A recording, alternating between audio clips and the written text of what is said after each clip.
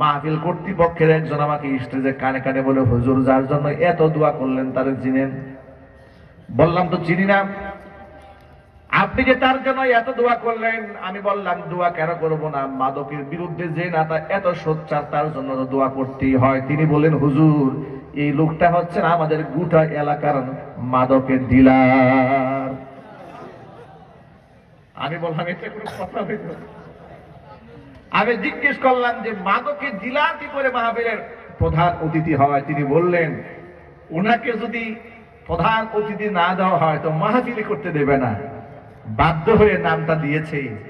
এদেশের আলেমরা কত মাজলুম হয়ে, মাহফিল কর্তৃপক্ষরা কত নেতারা নাম বাধ্য হয়ে তারা পোস্টারের মধ্যে দিয়ে দেয়। এমনকি অনেক ক্ষেত্রে এই সমস্ত জালেম নেতাদের নাম আলেমদের উপরে না লিখলে তাদের কর্মীরা মাইন্ড করে। ঠিক না ঠিক জুড়ে বলেন? আপনাদেরকে যদি আমি প্রশ্ন করি যে কোরআনের মাহফিলে প্রধান আকর্ষণ, প্রধান অতিথি নেতা না হুজুর? আরো জোরে। কারণ এটা রাজনৈতিক মঞ্চ নয়, এটা আলেমের মঞ্চ, কোরআনের মঞ্চ। কোরআনের মঞ্চে আলেমের নাম নিচে থাকবে না, সবার উপরে থাকবে।